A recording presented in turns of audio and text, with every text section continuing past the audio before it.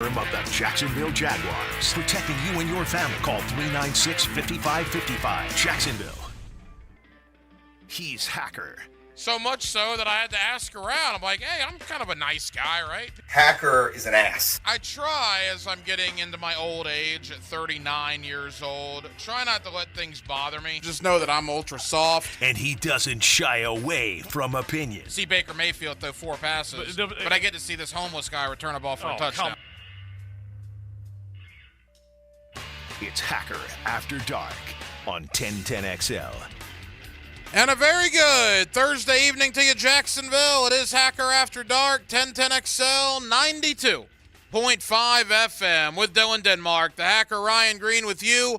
Glad you are with us as we are on the doorstep of divisional playoff weekend. I'm pretty excited about these playoff games. Interesting storylines in every single one of them. We've previewed them during the week. We will continue tonight. And, of course, as we round out the week tomorrow, have correspondents in every city where there are divisional matchups taking place. Tonight we'll go down to Tampa. My buddy Zach Wabner, WDAE Radio, to talk Buccaneers and Lions. That comes up in the 9 o'clock hour. Guest lineup before that looks like this in less than 20 minutes.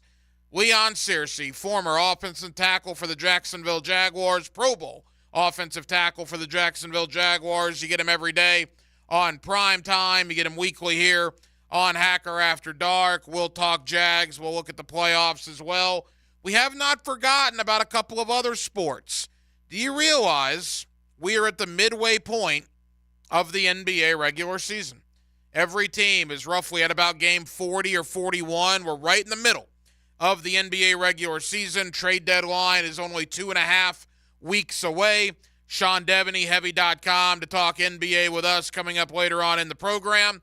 And all the news in college football, from the Saban retirement to the Mike Norvell extension in Tallahassee and all parts in between.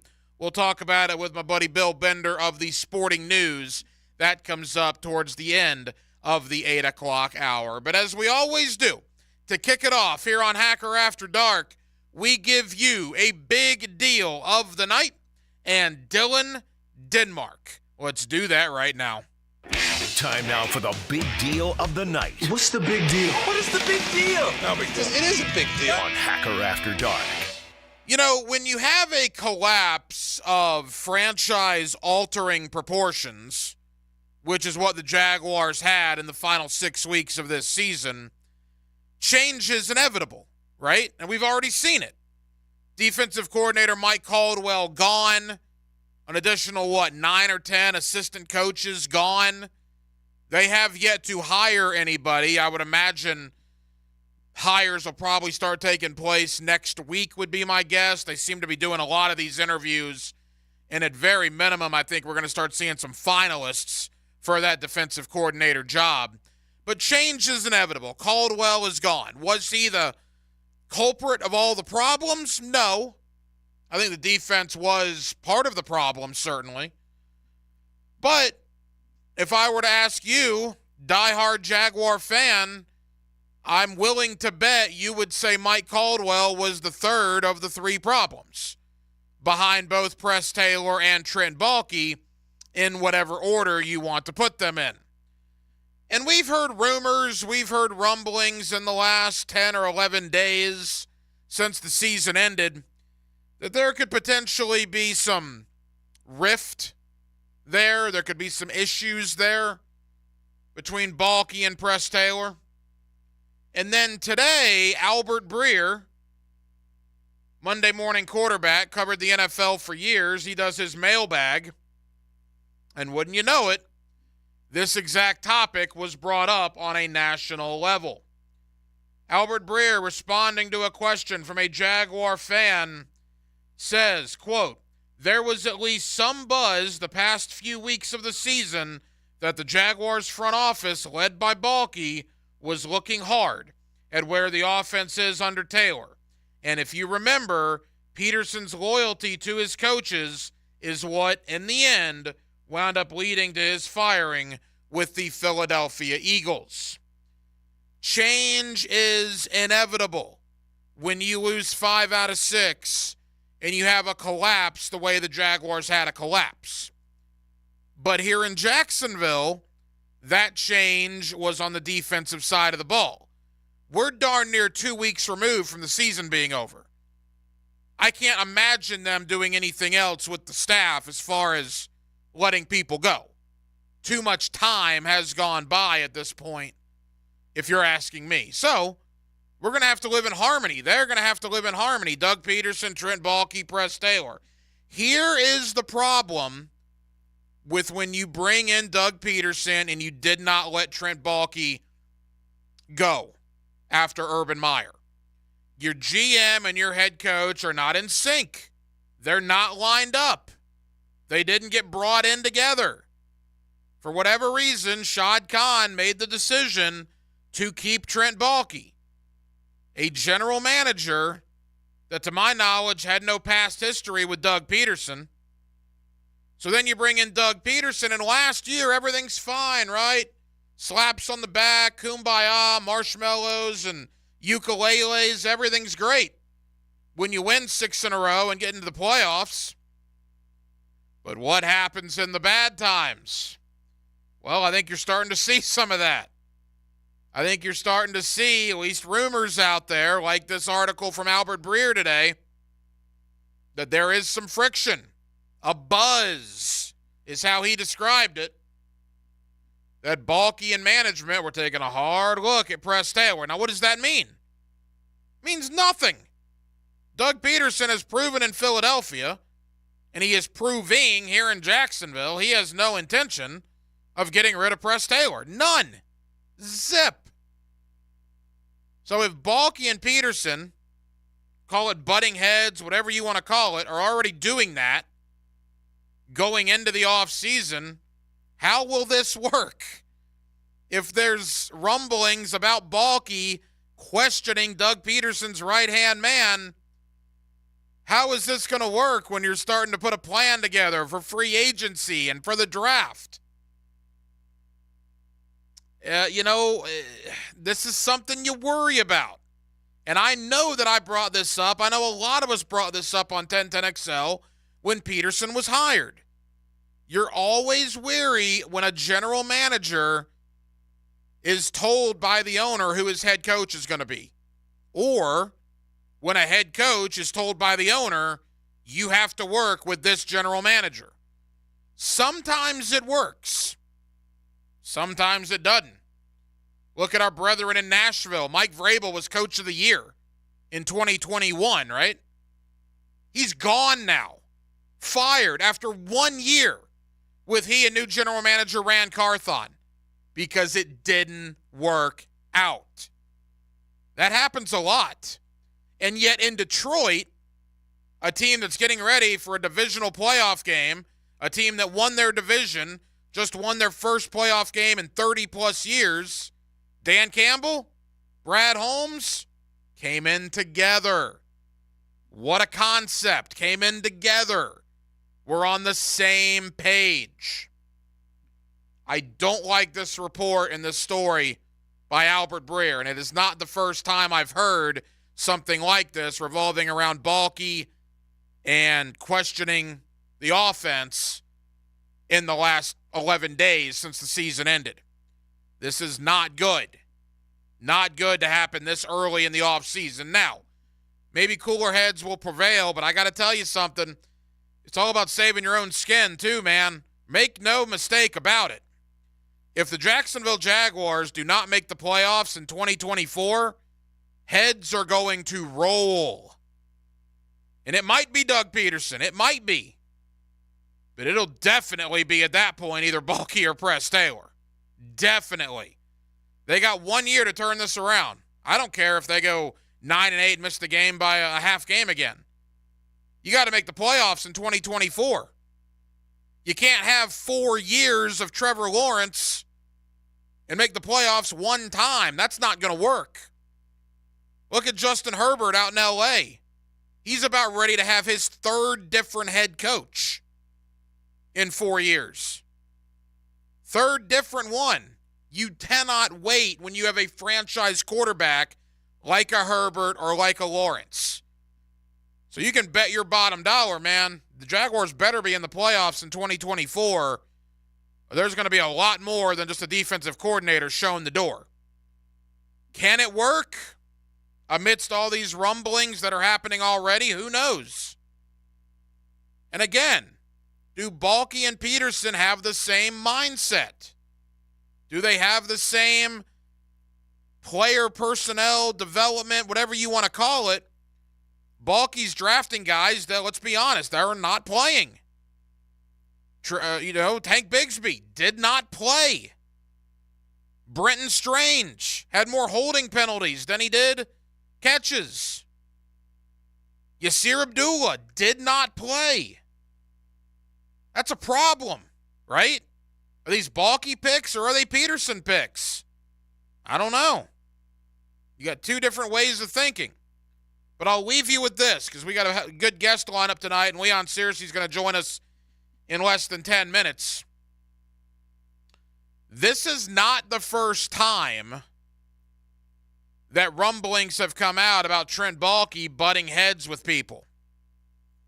Yeah, it happened with Urban, and we took Baalke's side on that. But go back to San Francisco, man. It's not hard to find.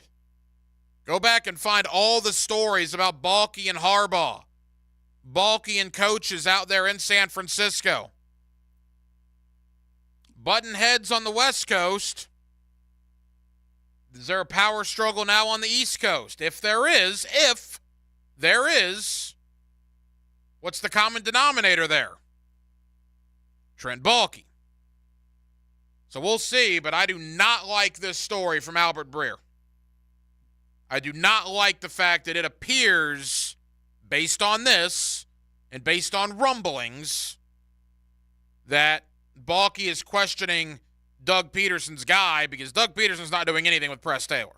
He proved that in Philadelphia. Obviously, that's the same case here in Jacksonville. Your goal in life, ladies and gentlemen, is to find somebody that is as loyal to you as Doug Peterson is to Press Taylor. And if you find somebody that's as loyal to you as Doug Peterson is to Press Taylor, you've done a good thing. You've done a good job. Because there is loyalty there, man, in a major way. And we'll see what happens. Again, it's going to happen quick. We're going to enjoy the playoffs for the next, 3 or 4 weeks, and then franchise tags come out into February. NFL free agency begins March 11th. March 11th. What are we at here? There's 13 days remaining in January. Leap year is 42 days in February. We are 53 days away from the start of NFL free agency. How about Wolfson math there? Are you kidding me? Mr. Ward, Portable 8, Algebra 1 and 2, thank you very much. Wolfpack Nation for giving me the tutelage to be able to figure that out that quickly. 53 days until free agency. You got to figure out what you're doing with your own free agents long before that, including franchise tags. And I truly hope Baalke and Peterson and Taylor and everybody are on the same page. But stories like this make you wonder about that. 641-1010 is the phone number on the phone line and on the text line, designed by Lifetime Enclosures. Coming up next, Leon Searcy, former Pro Bowl offensive tackle for the Jacksonville Jaguars. You get him every day on primetime. You get him weekly here on Hacker After Dark. Let's talk Jags. Let's talk free agency. Let's talk outlook to the offseason. And let's talk divisional playoffs. Leon Searcy next, Thursday night edition of Hacker After Dark. Jeff Prosser. Genius IQ, football scholarship. Dan Hicken. I'm just a fun, non-threatening clown. That's what I am. Together they are The Drill. Well, you're not exactly my first-round draft pick, but I've always been a fan. Mornings on 1010XL. Save big at Key Buick GMC with up to $10,000 off on all new Buick Enclaves or up to $9,000 off new Buick Envisions. Receive really low APR rates like 1.9% APR financing for 36 months, 4.5% for 48 months, or 60 months, 5.4% for up to 72 months. Come on in now to Key Buick GMC and enjoy no payments on the Buicks for 90 days. That's 3 months. Key Buick GMC on the corner of South Side and Gate, KeyBuickGMC.com. Are you a plumber looking to join a locally owned company that treats you like family? Do you have at least 3 years of residential plumbing service experience? Are you willing to do plumbing work only to the current code, do top-notch, over-the-top installations, and provide 5-star customer service daily? If so, we want to meet you. We are Duck Duck Rooter, one of the fastest growing plumbing companies in Florida. Send us your resume online at duckduckrooter.com and we will call you for an interview. Equal opportunity employer.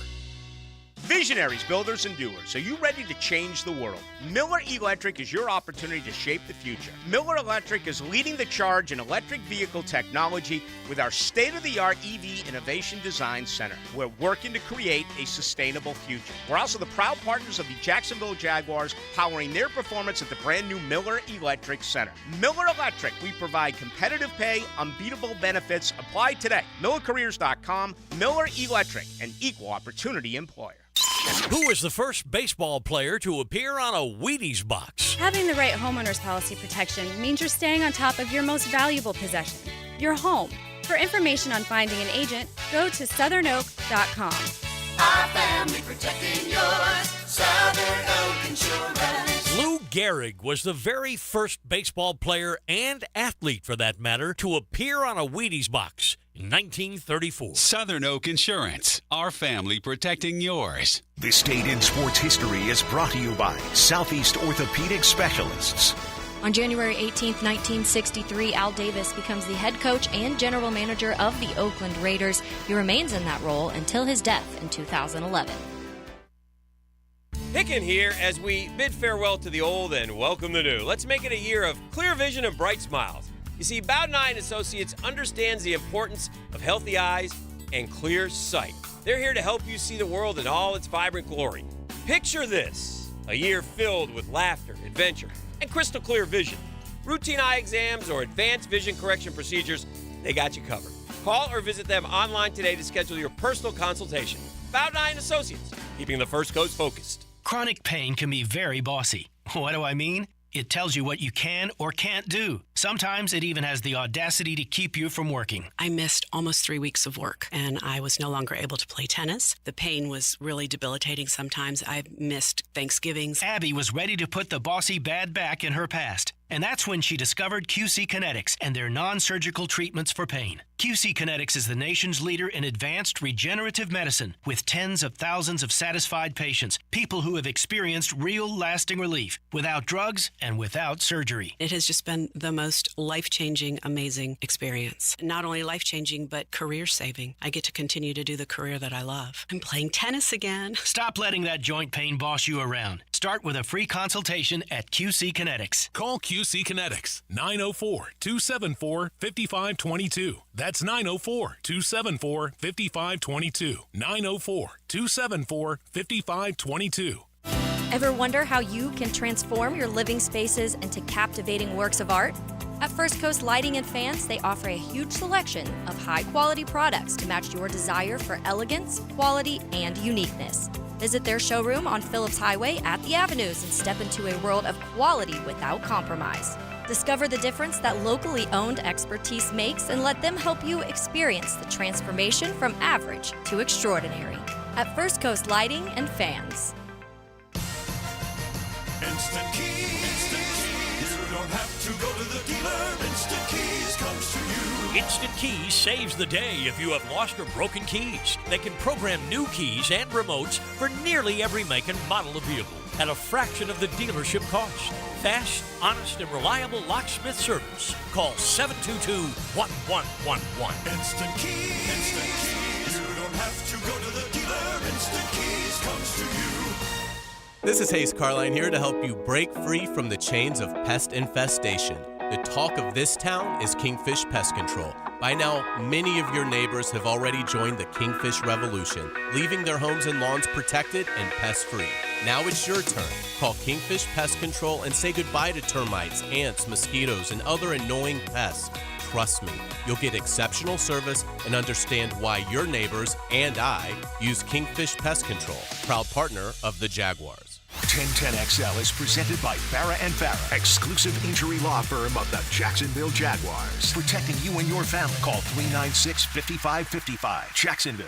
Let's ring up another guest on the All-Pro Roofing phone line.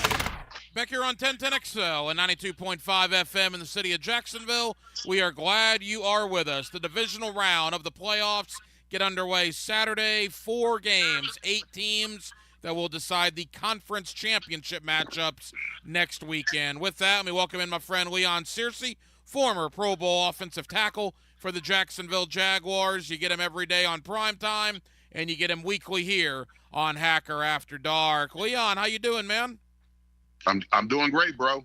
Leon, appreciate the time. All right, you've had a week now to digest the end of the Jaguars season. It's all about looking ahead. As I've mentioned tonight, 4 teams in the AFC that are still playing. The Jaguars beat Houston once this year. The Jaguars beat Buffalo. They lost to Kansas City by a touchdown, and it was 10-7 against Baltimore late in the third. As bad as the end of the year was, Leon, and it was bad, I'm not trying to sugarcoat it, it just goes to show you how close all these NFL teams are together.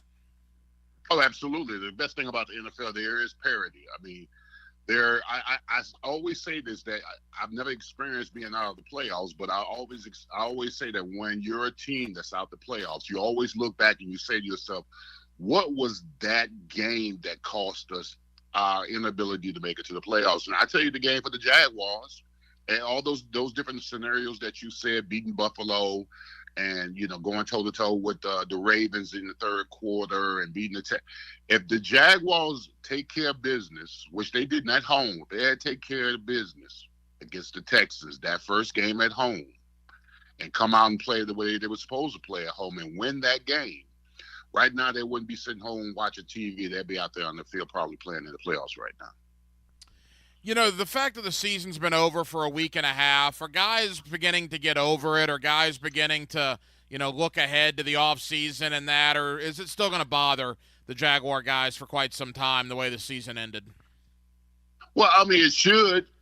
I mean, if you care enough about the team and yourself and the way you perform, I mean, listen, every player on that team needs to look themselves in the mirror and individually evaluate themselves and ask themselves, did I do enough to help this team win? And the answer is no. Because you're home. If you did enough to help the team win, you'll be playing right now on Saturdays and Sundays. So, I mean, there's no one, everybody's hands is dirty. I'm talking about from the top and the bottom. Everybody's hands are dirty. Everybody was attributed to this colossal collapse that the Jaguars, who went from a number 1 seed to out of the playoffs. So if you're a player and you give a damn about Duval and your performance and this team at heart, you're not feeling comfortable. I mean, listen, even when all my years I played in the playoffs and we lost maybe in the wild card, the divisional round championship game, and hell, even the Super Bowl, I never felt good about myself because the only persons that get to feel good about themselves is the last ones on the stage holding the Lombardi. I mean, that's got to be the approach of every player on that team. Until we host the Lombardi, the season is a failure. Former Jaguar Pro Bowl offensive tackle Leon Searcy. Leon, you and I talked about this briefly last week, but I got to tell you, man, I've heard this from too many people now. I'm of the opinion Anton Harrison's going to be the starting left tackle here in Jacksonville next year. I just think that's going to be a story that's going to pick up some steam as we get closer to mini camp and OTAs and all that. And if that does come to fruition, what would your thoughts be on that? Well, I mean, I can understand it. I mean, from a financial aspect, I mean, Cam Robinson's going to ask for more money, and they've already paid Cam a couple of times already. He's already making, almost $17 million a year. And, I mean, Anton Harrison, which, quite frankly, was probably the most consistent tackle on the team as a rookie. And that's so shameful to say, but it's so true. And, this kid, when he came out of Oklahoma, I mean, he played left tackle. Played it well enough to get noticed. Now they moved him to right tackle because they already had a situation where they had Cam Robinson and they were trying to develop Walker a little. So I say give the kid a shot. It's going to be. I mean, he's flourished at right tackle. He's been consistent, and this has a lot to do with money situations as far as Cam going into next year or whatever, and they're going to use it as leverage against Cam as far as the negotiations go. So I understand what they're doing. The reason why they're leaking it now is because they know Cam is going to want more money, and I mean it's a strategy by the Jaguars to kind of let Cam know that he's not the only viable option on the team. I love Cam, and you and I talked about that during the year. I would, if it were me, I would bring Cam Robinson back. I understand the idea, though, because you do save a lot of money if you release Cam Robinson, and the question then is, if you move Anton to left, that presumably means Walker Little at right. So let's say we get to training camp, Leon, and you and I are out there in August, and your two starting tackles are Anton Harrison on the left side and Walker Little on the right side. Would you be okay with that? Walker Little's got to show me a lot more. I mean, he actually digressed as a player on the left side, especially. He just plays too high. He has problems with move guys. And he has problems with strength guys. He's 6'7". He plays like he's 6'9". He needs to play like he's 6'4", especially when he's got the bull rush. He has a tendency to be straight up and down when it comes to the bull rush. So he's got to be used. I mean, the kid's big and athletic and everything like that, but sometimes he does get himself in trouble because he plays so high and he plays with his hands outside instead of inside. But I mean, right tackle, moving him to right tackle and Anton Harris. I mean, you've got two. I think that Walker Little will probably be a little bit more established at right tackle. He could probably be a little bit more of a brute because he's not going to be going up against probably the best pass rushers on his side. But he's a quality guy. I wouldn't have a problem with it. Hacker, I'm a stickler. I may not have a problem with it initially, but I'll have to see how this train runs down the tracks before I can give them the okay on it. No, I completely understand that. I just think that's the direction we're going. It's just a lot of money they would save if they release Cam Robinson. A couple of more for Leon Searcy, former Pro Bowl offensive tackle for the Jacksonville Jaguars. You get him every day on prime time. You get him weekly here on Hacker After Dark. Leon, as we take a deep breath now, almost 2 weeks removed from the year, I think it's okay to point out some positives, right? Everything last week was negative. But if you look at the season, a couple of things. We mentioned Anton Harrison. I thought he was very good as a rookie. I also think Trayvon Walker found something in the last 2 months. I mean, the guy finished with 10 sacks. He upped his sack total. He basically tripled his sack total from his rookie year to his second year. What were your thoughts on Trayvon Walker? And certainly moving into 2024, you got to be excited about what might be there. Oh, yes. I mean, listen, they're a dynamic duo. I mean, I can officially call them bookends, all right? I just don't throw that name out there all willy-nilly. You got to establish yourself as a formidable force before I give you that bookend. But we've got some bookends now, especially on the defense side of the ball. I mean, what Josh Allen did and what Trayvon Walker did, I mean, you're talking about, 27 and a half sacks? I think that as far as duels go, I think that's the tops of the NFL. I don't think there's any other duel that had that many sacks. And I think Trayvon Walker's reestablishing himself as one of the elite pass rushers had a lot to do with the fact that Josh Allen was doing so well. Because, listen, any player, I don't care what you say, there might be a teammate, but you're competing. And you can't look across the field and see one of your teammates eating and you don't eat at all. I tell people this all the time. And, when I came here to Jacksonville from the Steelers, I was a rising right tackle, and I was doing well. But I had a competitor across from me, and don't get it twisted. Me and Baselli are great friends now today. But while we were playing, we competed, and that's how we got better. And I couldn't sit there and watch him eat on the other side, me not eat. So having that kind of competition, having that kind of friendly battle elevates not only your play, but it elevates the players around you. So, I mean, that's a good thing. So I think Trayvon Walker learned something this year that, it's a healthy competition between him and Josh Allen, and the first one to the quarterback wins. I thought Trayvon Walker might have gotten overlooked last week because, again, so much negativity about the collapse. I'll tell you another guy that got overlooked. Evan Ingram, and the year Evan Ingram had with 114 catches, becoming only the second Jaguar ever to go over 100 catches in a year, joining your former teammate Jimmy Smith, who did it twice. And Ingram was only 2 shy, Leon, of the all-time record in the NFL for tight ends for receptions in a year. Ertz holds that record, Zach Ertz, with 116. Evan Ingram finished with 114. Now, he didn't get to 1,000 yards, which is interesting. He was obviously catching a lot of short passes, but regardless, boy, the year Evan Ingram had should not be forgotten. It shouldn't, and it's a travesty that he didn't get any Pro Bowl recognition. I think he was. I'm not even sure if he was an alternate or not. He may have been an alternate, but it's a travesty that a guy like that gets that so many catches doesn't get any Pro Bowl nods. The Pro Bowl's freaking rigged. But anyway, yeah, the kid, he had. I mean, listen, the one thing I appreciate about Evan Ingram was that he wanted the ball. I mean, when you saw that the offense was sputtering and it had no real consistency or flow about it, he wanted the ball. He would always make a catch somewhere down the middle, toe tapping on the sideline, to kind of rejuvenate the offense. That's what I appreciated about him so much, is then the run after the catch. I mean, I don't even really call him a tight end. He's a flex. I mean, he's a cross. He's a hybrid between a wide receiver and a tight end. He's somewhere where he's a matchup nightmare if you put a linebacker on him, and then if you're a safety, I mean, he has the ability to outrun you. So I just like the kid. I like his moxie. I like his confidence, and I like the fact that down the stretch he wants the ball. So hats off to Evan Ingram, because they were trying just 2 years ago, they were trying to run this kid out the league. A former first-round pick, talked about his drops and all the other kind of stuff, and it was good to see him come and resuscitate his career here in Jacksonville. And I got to admit, outside of probably Calvin Ridley, he was probably one of the big signings for the Jaguars this year. He's got over 180 catches in 2 years here in Jacksonville. Absolutely incredible. Final moments with Leon Searcy. Leon, quickly, let's get to the games this weekend.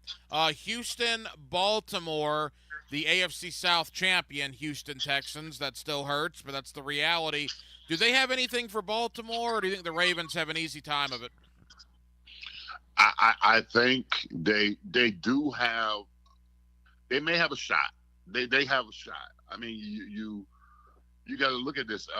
As much as we celebrate the Ravens and all their accomplishments during this season, because they were outstanding as a team and an organization, Lamar Jackson has only got one playoff win in his career, and I know this too. In the AFC as of late, over the last 5 years, the 1 seed hasn't fared well. So it's to be celebrated because they had a hell of a season. Lamar Jackson is going to probably be the league's MVP. But it pains me to say this, that the Houston Texans, they're formidable. And here's the thing about them: they're just young and dumb enough not to know any better. They're going to go and play. I mean, if Baltimore comes in and thinks they got they're going to have a paid vacation against the Texans, I think they got a rude awakening coming. Yeah, Baltimore was the 1 seed in 2019 and lost. Tennessee was the 1 seed, I want to say, 2021, and they lost. Mm-hmm. So you're right, the 1 seed hasn't always been great in the AFC as of late. Saturday night, Green Bay, San Francisco. Conventional thinking, Leon, is that Green Bay cannot possibly do that again. They played a darn near flawless game on offense and just absolutely destroying the Dallas Cowboys, but clearly a different animal this week with San Francisco. Yeah, I mean, you look at Matt LaFleur and Kyle Shanahan are kind of mirror images of each other. They motion, they formation you, they run the ball at you, they play action, they take their shots. I mean, they're almost fraternal twins, to be quite honest with you. But I just think, as far as the talent level goes, 49ers they've just got too much talent on both sides of the ball. I think what Jordan Love did last week against the Cowboys was something as remarkable that I have seen. Well, by both quarterbacks, I was so impressed by the young quarterbacks who had never played a playoff game, like C.J. Stroud and Jordan Love, and to come out and play the way they played under all kind of pressure, and then deliver. So I mean, with Jordan Love, I mean, I'm not going to count Green Bay out either. I just think that the 49ers just have got too much talent on both sides of the ball. And although Green Bay may make it a game late, I just think that talent is going to supersede their effort in the end. Quickly, Leon, to Sunday, Tampa Bay and Detroit. Don't you love it for both Baker Mayfield and Jared Goff? Two, number 1 picks in the draft that were left for dead, right? Both have absolutely revived their careers, and one of them is going to be in the NFC Championship game next week. Yeah, I mean, listen, I felt for Detroit. I mean, you're talking about an organization that hadn't won a playoff game since 1991. I was a senior in college the last time they won a playoff game. So, yeah, it was good, Detroit to be celebrating. I mean, you're talking about over 3 decades since they won a game. So, plus, they got a good team. They got a very good team. They got one of the best offensive lines in the league. Jared Goff is playing well. He's not turning the ball over. They got consistency with running the football with Swift. And defensively, they get after it pretty good. As far as Tampa Bay goes, I mean, Baker Mayfield is, he's reassessed. I mean, he's resuscitated his career as well in Tampa Bay. I mean, this guy being the first pick overall after his demise in Cleveland, he's been a journeyman. He's been on all these different teams, and now it seems like he found a home in Tampa Bay. And anybody that goes after the GOAT, I mean, you go after the GOAT and then, you deliver the goods. I mean, it's to be celebrated. And the way that he played against Philadelphia Eagles, throwing for 3 touchdowns, and his long ball was very accurate down the field. And it's just someone who's playing with a bad ankle and bad ribs. Yeah, he's a tough little cookie, and it was good to see him play. Was not only him play, but the whole team play well and beat Philly. I've always liked Baker Mayfield. He's got a little moxie to him. I kind of like that, no question about it. He's a very easy guy to pull for. And then finally, Leon, we got 60 seconds to go. The big one everybody's looking forward to, Kansas City, Buffalo. Mahomes finally has to go on the road, and wouldn't you know it, he's got to go to the Bills Mafia in Orchard Park, New York. What a scene that should be on Sunday night. Well, I mean, listen, Josh Allen, I mean, it's different when you're on your home court and you got the ball and they got to come play with it. I don't know if you were back in the day, Hack, but I used to be a hooper back in the day where if I would go to somebody else's court and they beat me, I say, okay, when I get you on my court, it's going to be something different. I got my ball, it's my court, is my home, my home court advantage. So, I mean, Josh Allen's in a situation right now where I'm at home and you got to protect your home and play accordingly. So I think Josh Allen has been looking for this moment for a couple of years now. He's always had to go to Patrick's place and win, but now, Patrick's got to come to his place and see if he can win a ball game. So, listen, it's going to be a thriller. It's going to be an absolute thriller. Listen, I'm going to have my popcorn ready. I can't wait for this one. Last one, I believe the last one who has the ball wins. So, I think it's going to be a shootout, and I think the first one to 40 wins. And the crazy thing is, again, Mahomes, all the postseason success, he's never played a road game in the playoffs. That is insane to think about, and that'll change Sunday night in front of the Bills Mafia there in Orchard Park, New York. Leon Searcy, former Pro Bowl offensive tackle for the Jacksonville Jaguars. You get him every day on primetime. You get him weekly here on Hacker After Dark. Leon, I know you're busy, brother. Thank you for the time. We'll do it again next week. You got it. There you go. Leon Searcy, always kind enough to join us here on Hacker After Dark. More analysis on the divisional games as we get further along into tonight's show. That'll certainly be a big part of tomorrow evening. And I love all 4 games. Again, there are backstories galore. Baltimore, Lamar Jackson, he's got only 1 playoff win. John Harbaugh has only 2 playoff wins as the Ravens head coach. since the Super Bowl win over a decade ago. They should beat Houston, right? I mean, they should. Boy, the way Houston's playing, who knows, though. Green Bay, can they do it 2 weeks in a row? You knock out Dallas. They can't do it to San Francisco, right? We'll see. And then Sunday, as I mentioned with Leon, either Jared Goff or Baker Mayfield's going to be playing in the NFC Championship game next week when both guys were given up on by a couple of NFL franchises. And then, as we mentioned, the big one, Kansas City and Buffalo. Mahomes' first road playoff game comes in front of the Bills Mafia there in Orchard Park, New York. That is absolutely appointment viewing on Sunday evening. More into the National Football League coming up in just a moment. We'll also do a little NBA talk about 35 minutes from now. My buddy Sean Devaney of Heavy.com. But coming up next, college football, the regular season, or I guess the season, ended 10 days ago when Michigan hoisted the national title. Think about everything that's transpired in the last 10 days. The greatest coach of all time retires. Mike Norvell is an $80+ million man. All points in between. Let's talk about it with Bill Bender, national college football writer for the Sporting News. He joins me next. Hacker After Dark on a Thursday night in Jacksonville, Florida. And we're glad you're with us here on 1010XL 92.5 FM. Hello, you're on the air. There's more to 1010XL than radio. 1010XL is multimedia. All communication lines are clear. Twitter, Facebook, Instagram, TikTok, YouTube. Find 1010XL on your social channels. Wintertime at the Blue Crab Crab House. You know what that means. Time for oysters. Buy them by the tray, broiled, half shell with Romano cheese, wine topping, or fried. And of course, each and every Wednesday, $1 oysters at the Blue Crab Crab House. Serving Northeast Florida since 1996. Make reservations by calling 260-CRAB. Jacksonville's best, the Blue Crab Crab House off of San Jose on Jewington Creek Road. Prescriptions require an online consultation with a healthcare provider who will determine if appropriate. Restrictions apply. See website for details and important safety information. Subscription required. Price varies based on product and subscription plan.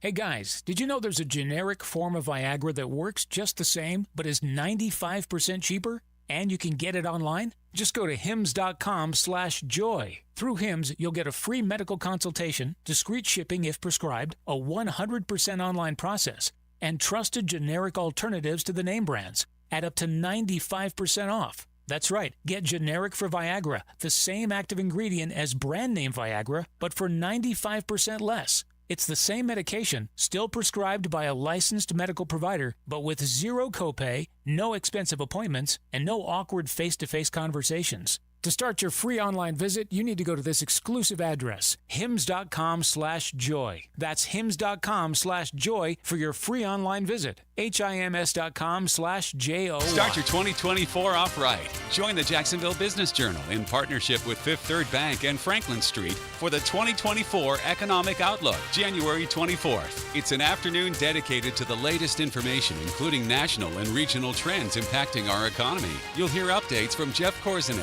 Fifth Third Bank's chief economist, and Tony DeSisto, Franklin Street's COO. And you'll have a chance to network with business leaders from our community. Learn more and get tickets at jbjevents.com.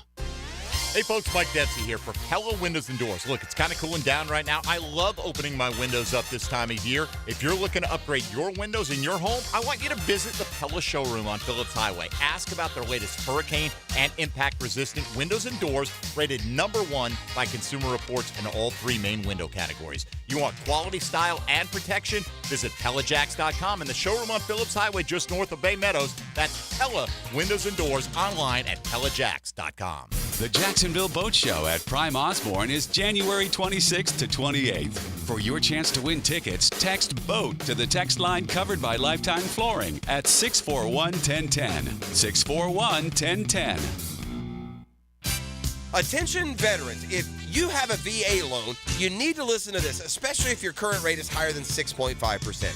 Now is the time to take advantage of the federal government's VA Streamlined Refinance Program. With my friends at Loan Pronto, you can. Go to loanpronto.com. Prosser here, and Loan Pronto has fixed rate APRs in the 5s. You can drop your rate now. Lower your payment with no income documentation and no appraisal.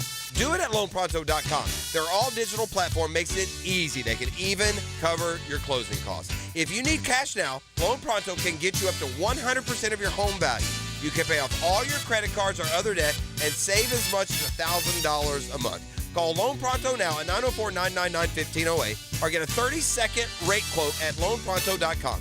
Ask about streamlined VA loans, no income doc, and no appraisal. Loan Pronto, 999-1508 or loanpronto.com. Equal housing lender, NMLS 1661781, subject to lender approval. Hey, everybody, this is Mike Dempsey, introducing Mike, a fellow Awaken 180 weight loss client. I was on a trend where I was about to go over 250 pounds. My cholesterol was getting higher. Since I've gone on the Awaken 180 plan, by the way, I've lost about 50 points on my cholesterol. So I went in for my blood panel within about 60 days of starting the program, and it dropped about 50 points through my doctor. So he went on the plan. My own doctor, as a cardiologist, went on the plan because he was so impressed. He knew what my stomach looked like. He knew my build. I came in, and he just was astounded by the blood panel results. If I hadn't found Awaken 180, I probably would be on cholesterol medicine, higher blood pressure medicine. It was just a life of medication in front of me, and I didn't want that. Mike, his doctor, and I all took control of our health thanks to Awaken 180 weight loss. Become your own success story and call 844-346-1800. That's 844-346-1800 online at awaken180weightloss.com.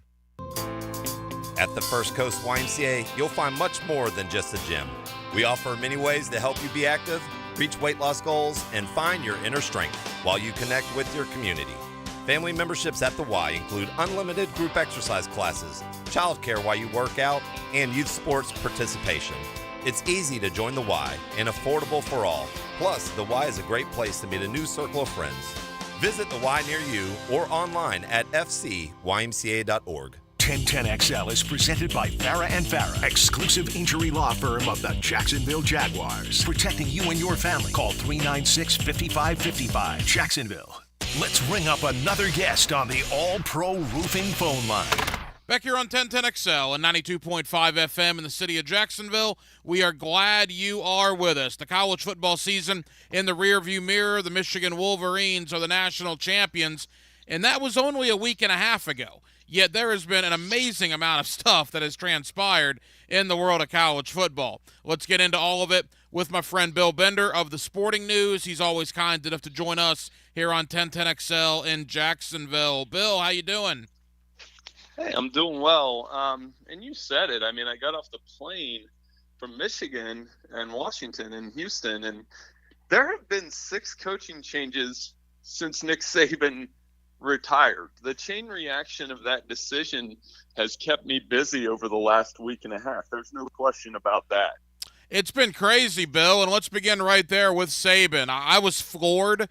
I mean, I know people that cover Alabama that say that, you know, he was out recruiting and he was on conference calls literally the day of the announcement. I mean, what was your reaction when you found out the greatest coach in the history of college football was calling it a career? Well, I won't call it shock because whenever 72 years old, you know, that we were prepared for this on some level. I just think it's the not ready for it part, because when I was in Houston, you heard from multiple people, hey, he's going to coach forever. He's nowhere close. The competitive drive's still there. And, you know, maybe he woke up that morning and thought, yeah, you know what, I'm good. But it is a shockwave decision, like I said. Anytime you talk about a guy that's lorded over the sport in so many ways, 11 SEC championships between LSU, Alabama, 7 national titles, I feel like it's like everybody else probably feels like they got more of an opportunity now. There's no doubt about that. And look, you know, a couple of years ago, Bill, in the world of college basketball, we saw Coach K, Roy Williams, Jay Wright, Jim Boeheim. They all kind of got out at the same time. And at that point, I was wondering, well, NIL, transfer portal, maybe the old guard in college basketball just said, I'm not doing this. I've had enough, and they all moved on.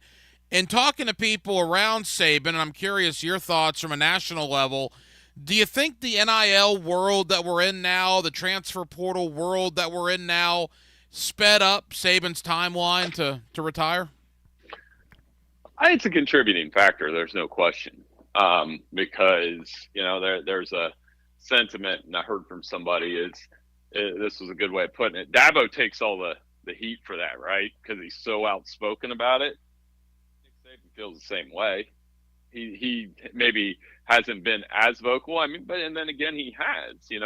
Remember the whole beef with Texas A&M that required 2 separate press conferences because he said they bought their players. So I'm sure there is a certain level of frustration with the portal and the collectives and the direction this sport is going, which is rudderless in some ways. So maybe and I think he can use his influence from the game day pulpit, as an ambassador to college football, when it's clear that he doesn't have his own self-interest at Alabama, if that makes sense.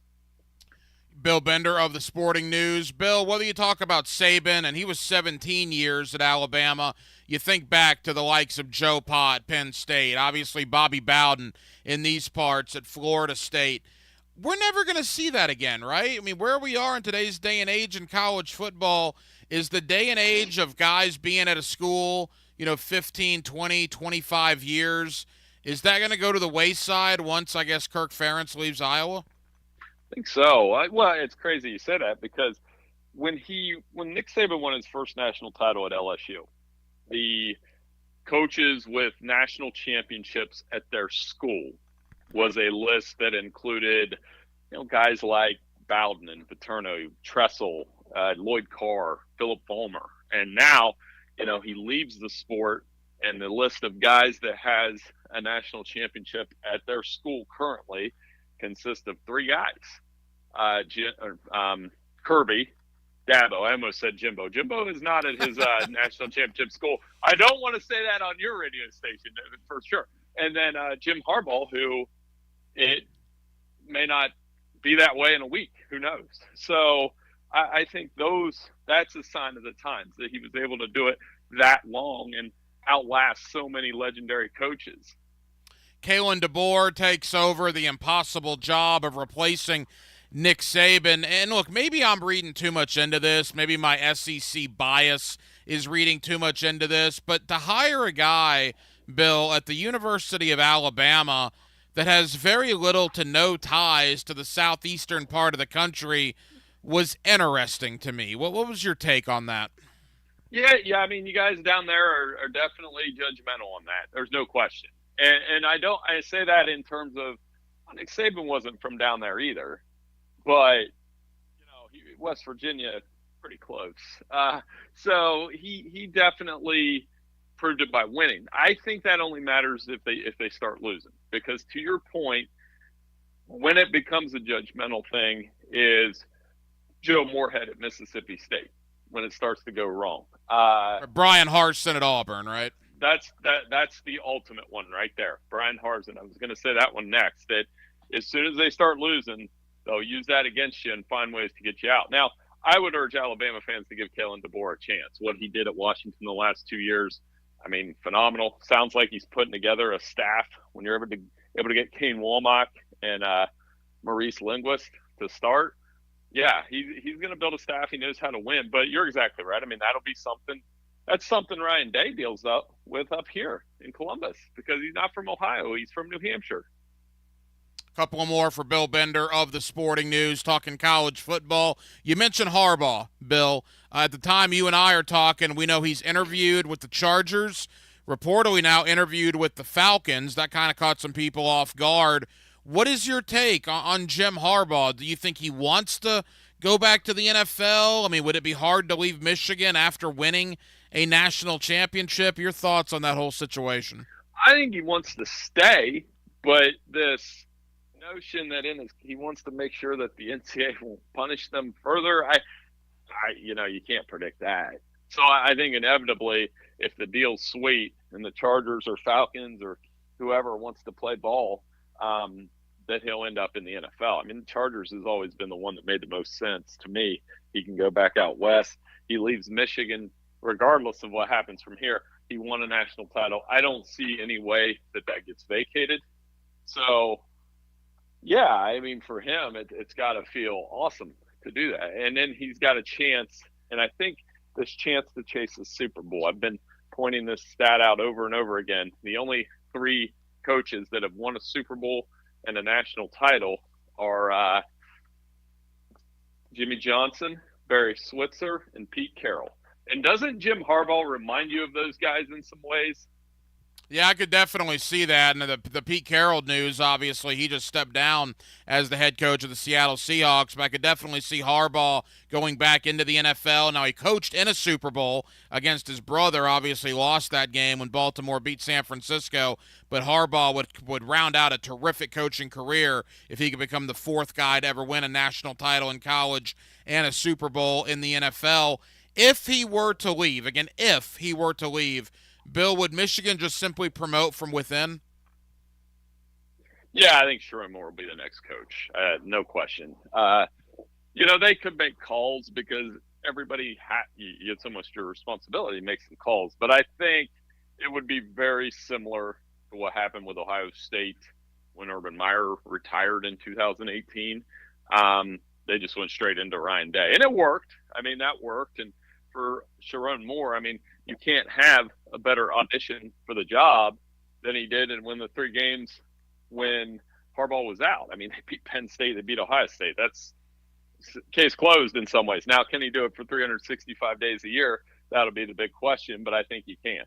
Final moments with Bill Bender of the Sporting News. Bill, that brings us to our neck of the woods, to Tallahassee. If you were to tell Seminole fans in August of 2022 that 17 months from now, we're going to sign Mike Norvell to an 8-year extension, paying him over $10 million a year, they would have laughed in your face. The transformation in 17 months from Norvell being on the hot seat to now being one of the richest coaches in college football is absolutely staggering.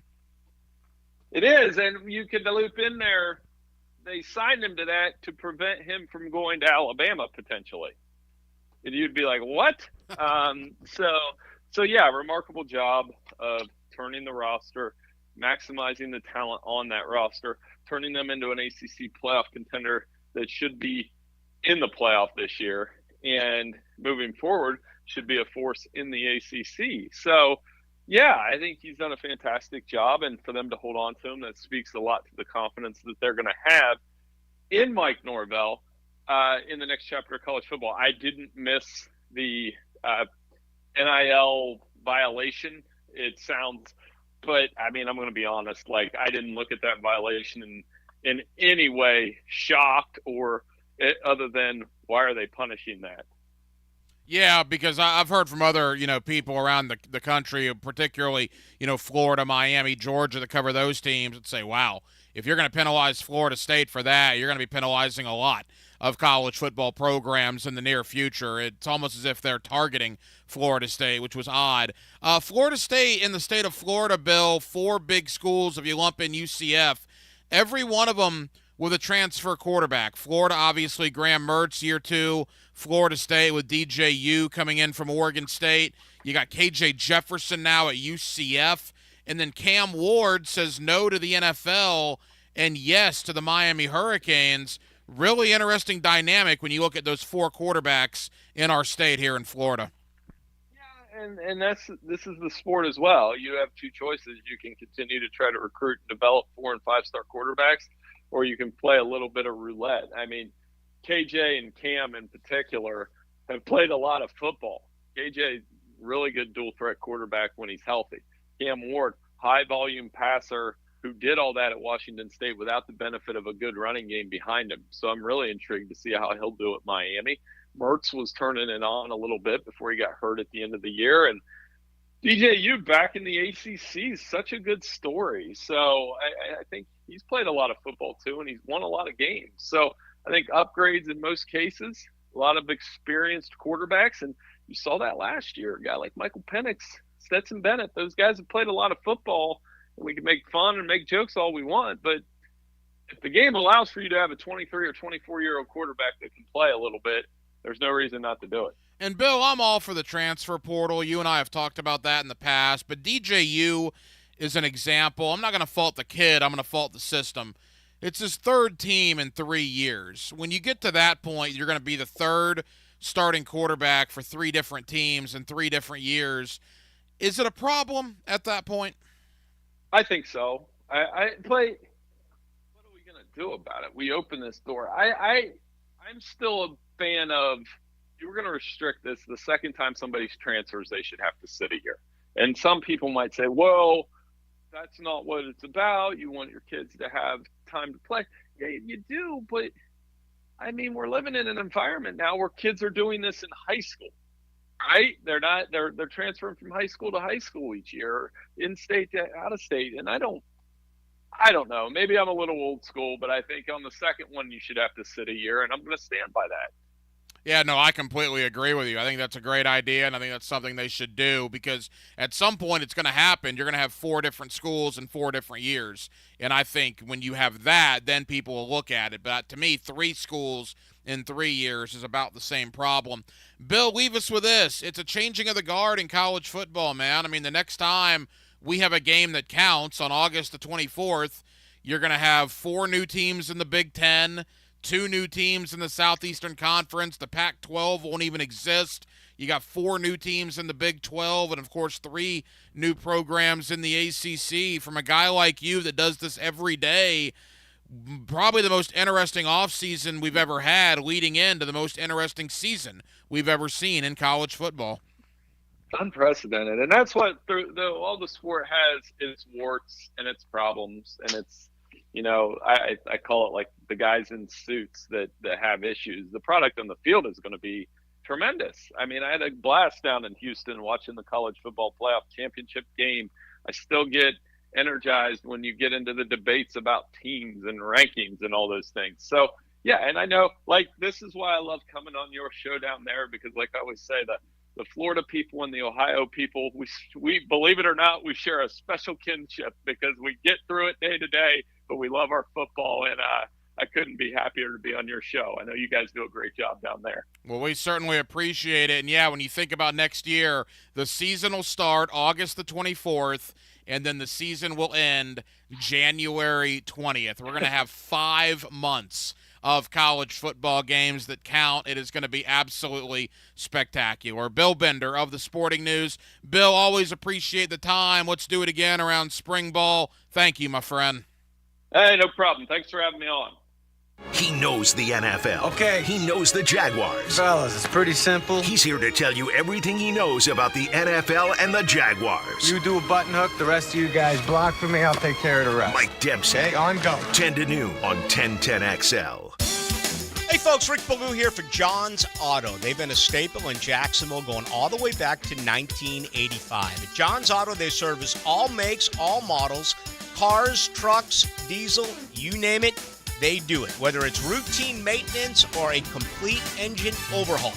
Call John's Auto on Arlington Road. That's 904-743-3857 or go to johnsautomotivejacks.com. I'm Taylor Rose with our Remedy Staffing Westside office off of Normandy Boulevard. We are helping great people find great jobs. Remedy has helped some of the best employers in Jacksonville find talented job seekers like you for over 25 years. Our current job openings range from entry-level distribution center pickers to equipment operators. Apply today at remedygoodjobs.com. Don't wait. Apply at remedygoodjobs.com now. Looking for the perfect Saturday plans? Head over to Players Grill, where Saturdays are all about pizza and pints. Dive into a delicious pizza paired with your choice of Miller Lite or Yuengling draft beer for just $12.99. Pizza, pints, and a great time. Players Grill, where the neighborhood meets. At Darley's Plumbing, we fix it all. Drips, leaks, running toilets, sewer lines. You name it. If it's plumbing you need, just remember the Darley's name. Plus, we have 24-hour emergency service, so we'll be there when you need us. Darley's Plumbing, where quality counts. When looking for a firearm, you want knowledge of product, a fair price, and of course, a quick process. Beach's Jewelry and Pawn in Jax Beach is always stocked with brand new firearms and the quickest in and out times this side of the ditch. BeachesJewelryandPawn.com. For lost or broken keys or nearly any make and model of vehicle, call 722-1111 for Instant Keys. Instant Keys. You don't have to go to the dealer. Instant Keys comes to you. Mark Watson with Hardball Creative. When getting pens with your company's logo on them, get nice pens. No one wants to steal a pen that doesn't work. Check them out at hardballcreative.com. Hardball Creative. Hardball does it all. The flagship station of the Jacksonville Jaguars. WJXL AM Jacksonville Beach. WJXL FM Jacksonville Beach. Family owned and managed for 20 years, Hidden Hills Golf Club boasts a unique and welcoming golfing atmosphere. Visit us at hiddenhillsgc.com to book your next round on our Arnold Palmer signature course. You'll be glad you did. Hey everybody, Mike Dempsey here for Underdog Fantasy. Look, your fantasy football season might be over, but you can still win money playing fantasy sports on Underdog Fantasy with their Pick'em game. All you do is pick higher or lower on player stats during the NFL playoffs to spice things up, and you can win up to 100 times your money if all your picks hit. Underdog is so easy to play, but it's even easier to get started. All you do, download their app or visit UnderdogFantasy.com. Sign up using promo code 1010XL, and Underdog will double your first deposit up to $100. They'll give you a special pickup higher than 1/2 total yard to use on your first Pick'em entry. Look, you know I love daily fantasy sports. It's why I play Underdog Fantasy. So sign up using promo code 1010XL to get that initial deposit bonus of up to $100. You must be 18 or older and present in a state where Underdog Fantasy operates. Terms apply. If you're concerned with your play, call 1-800-GAMBLER or visit ncpgambling.org. The Florida sun is burning bright and coastal waters are sparkling. You need a boat. Come to the Jacksonville Boat Show, January 26th, 27th, and 28th at the Prime Osborne Convention Center. Don't miss killer deals on boats and accessories, plus fishing seminars, kids events, music, and fun. The Jacksonville Boat Show, presented by ViStar Credit Union. Tickets at boatjacks.com. That's boatjacks.com. Buy a boat. I knew how to change my driver's license. Now, so before I even walked in there, I was like, oh God, this line is gonna be really long. They're gonna be mean. And then you wait for 9 hours and they're like, what do you want, license? Wrong line! Get to the end of the next line! Tim Brewer, The Survival with Laughter Tour, May 12th, 7 p.m., Florida Theater. Tickets on sale now at floridatheater.com or 904-355-2787. Frank Franzi here for Stanley Pools. There's a reason so many of my friends and our listeners have had Stanley Pools build their pools and now maintain their pools, because Stanley Pools truly cares about their customers. Stanley Pools is locally owned and has been serving our community for 35 years. For all of your pool needs, call Stanley Pools at 269-7277. That's Stanley Pools, a family tradition of fine swimming pools. 269-7277, or find them online at stanleypoolsfl.com. 1010XL is presented by Farah & Farah, exclusive injury law firm of the Jacksonville Jaguars. Protecting you and your family. Call 396-5555. Jacksonville. Let's ring up another guest on the All-Pro Roofing phone line. Back here on 1010XL and 92.5 FM in the city of Jacksonville. We are glad you are with us. You know, we've been so caught up in the NFL playoffs and the college football national championship. Diehards like me know this. You guys, the casual fans, might not. We are at the halfway point of the NBA season already. Absolutely insane. In fact, the trade deadline is about 2.5 weeks away as the NBA will really start to heat up. With that, Sean Devaney is our NBA guy. Heavy.com is where you find him, and he's always kind enough to join us here on 1010XL in Jacksonville. Sean, how you doing? I'm doing well, Ryan. How are you? Hey, Sean, we're good, man. Thank you for the time. And the Orlando Magic, I got a crazy stat to throw at you, Sean. You and I have talked through the years. I am a long-suffering Magic fan. This is the first time they're going to be above 500 at the 41-game mark. First time since 2012. That is horrific, but also a testament to where this young team is, that for the first time in 12 years, they're above 500 at the midway point of the season. Yeah, and you know, it's obviously required a lot of patience from ownership, from Jeff Welton and John Hammond in the front office, you know, to really stick with what they've got. I think there was some pressure on them, you know, to maybe do something last last summer to maybe go for a veteran, go for somebody who would help them win. That was what I kept hearing. And they resisted the urge to do that and kept their pieces in place. Now, they still could eventually make that kind of move, but I think they really wanted to see what they had on hand. And obviously that's what they've done. Just an incredibly fast start to the first 20 games of the year, and obviously slowed down a bit since then. But no question that you can see that this is a team when you start with when Wagner's healthy. And you've got Paulo Banchero. That's a pretty good 1-2 punch there that they could have for a long, long time. They've been decimated by injuries. I'm curious to see how good they'll be when they're healthy. I mean, Markelle Fultz, Wendell Carter have missed a ton of time. Jonathan Isaac has missed a ton of time. Gary Harris, Joe Ingles. I mean, Franz Wagner. Just go on. The guys that have missed so much time, and yet they are still 4 or 5 games above 500 right now at the midway point of the season. You mentioned Banchero, and I was talking to a buddy of mine, Sean, about this, trying to find an NBA comparison for him maybe in the past. 6'10", 245, 250 pounds, a guy that moves like Banchero. I really couldn't find a comp for him. Somebody brought up to me Carmelo, and I mean, that's a pipe dream right now, but maybe the same type of body as Carmelo. But when you see Banchero, is there anybody you compare him to? No, it's a good question. I don't. Yeah, I'm not 100%. I guess I can see Carmelo a little bit. With a little bit of maybe Julius Randle when he's at his best. There's a lot of negative that comes with Julius Randle that I don't think Banchero has. I think he's a lot more athletic.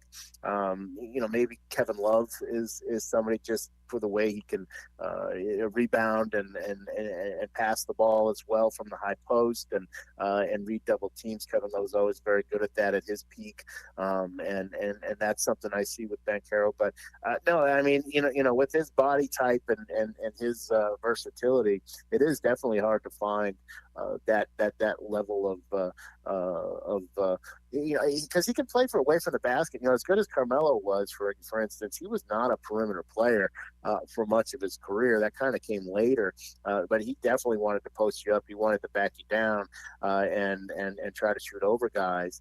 And Banchero has that in his game, but he's much more comfortable playing on the perimeter, passing and reading the defense. You can run your offense through Paulo Banchero. I'm not sure you could really do that with a Carmelo Anthony. Sean Devaney, Heavy.com, talking NBA with us here on 1010XL. Sean, the Orlando Magic are in just a jumbled mess in the Eastern Conference. There are so many teams that are within a game or two of each other, and we'll get to that in a moment.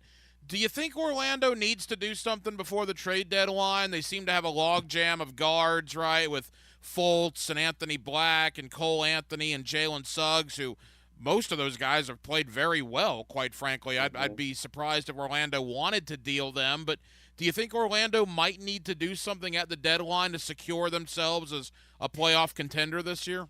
Yeah, I mean, it depends if they want to be a playoff contender. It depends if that's really the goal here, or if the goal is, like you say, to just kind of see what we've got, see who we can rely on. You mentioned the injuries before, and you can wring your hands and say, oh, geez, it's too bad that we've been dealing with all these injuries. But at the same time, look, if you're going to have Markelle Fultz as your point guard, you got to be prepared to not get 82 games. I mean, that's been his history. Wendell Carter, you got to be prepared. If he's going to be your center, you're not getting 82 games. He's never done that in the NBA. So, I think that's part of the issue that they're dealing with here is they've got to look at, okay, who can we rely on here?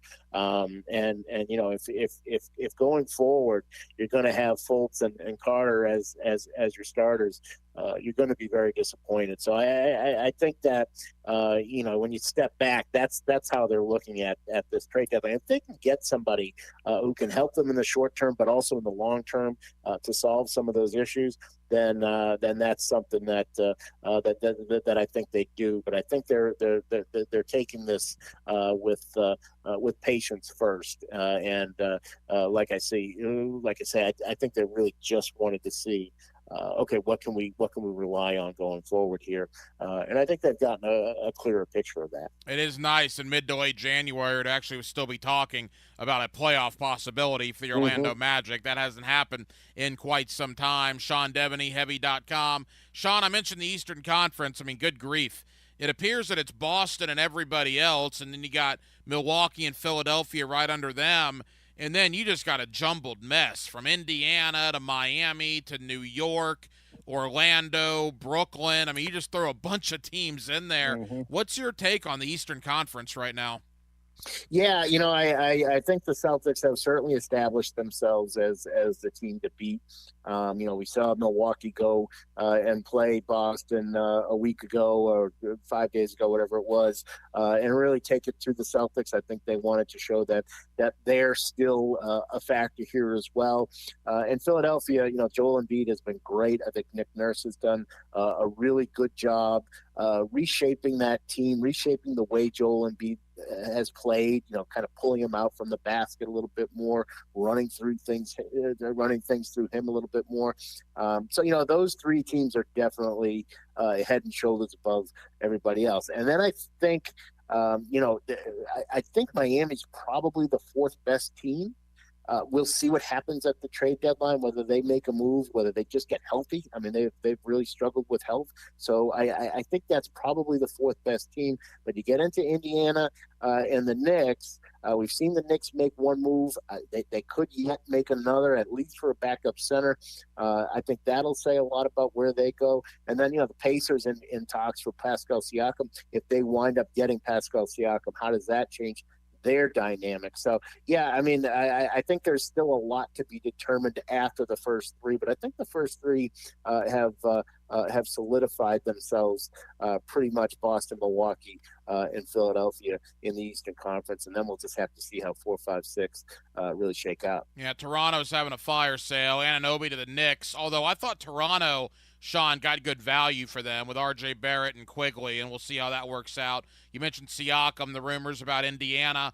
And then you look outside Toronto, I guess the biggest name, right, at least in the Eastern Conference, is Zach LaVine, to see what happens with him at the trade deadline in Chicago. It's going to be tough. Chicago really wants to move him, but they want the big package in return. They want the 3 first-round draft picks and a young player. And teams from the outside are saying, okay, if we're going to take Zach LaVine, then you've got to take some bad contracts from us and be happy with that. That LaVine, as good a player as he is, because his contract is 5 years and $215 million, and you got to pay him $40 to $50 million over the next 4 years per year over the next 4 years. Nobody wants to do that. So teams are looking at LaVine like, all right, we're doing you a favor for trading for him. We're not going to give you anything back. Meanwhile, the Bulls are saying, well, no, he's a star player. You've got to give us a star player package. There's got to be some meeting in the middle there in order for a Zach LaVine trade to actually come to fruition. And they're still a long way away from that. I think the other guy to look at too, Ryan, is DeJounte Murray with the Hawks. We'll have to see what happens with him. They have certainly had more than one trade talk involving him, and I'd expect him to be moved by February 8th as well. Yeah, I wouldn't hate that. That guy kills the Magic every time he plays them. He's a good player there in Atlanta. Final moments with Sean Devaney of Heavy.com. Sean, you go out to the Western Conference. I think it's just a matter of teams getting healthy, right? If everybody's healthy, I'm not sure Phoenix isn't the best team, but we still have seen a very small sample size of Booker, Durant, and Beal on the court together. Denver is still very good, although maybe not as good as they were a year ago. Can the Lakers stay in this thing, or is Father Time going to catch up on them? What's your take out west right now? Yeah, I think health is going to go a long way, especially with the Nuggets and with Jamal Murray and of course Michael Porter. How does he hold up?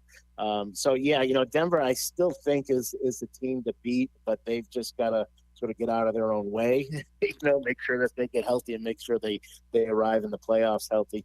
What's interesting about the West is that a lot of the assumptions that I made, and I think I was not alone there, have just been turned on their heads.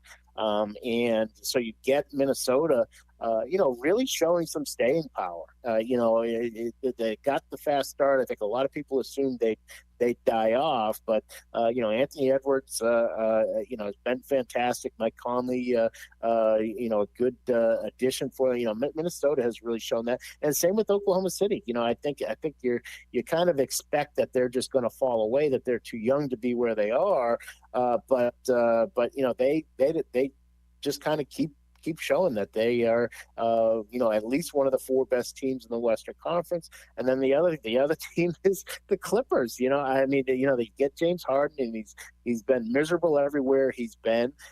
Finally he winds up with the Clippers, and they're scoring 125 points a game, but and they're not playing a whole lot of defense, but they're winning. And so, those are all pretty big surprises. But that's the top four. That's the top four in the Western Conference, and we're midway through the season, so you have to think that that these teams are going to stay where they are. That they're not flukes. Minnesota, Oklahoma City, and the Clippers are teams to really watch from here on in. Yeah, that's a good call. I think my buddy here in Jacksonville, Drew, is the only Minnesota fan in Duval County. He loves his Timberwolves, and I gave him so much grief about the Rudy Gobert trade. I still think it was terrible, but it doesn't look as terrible now. Rudy Gobert's played very well for them. You mentioned James Harden. That's working for now with the Clippers. We'll see.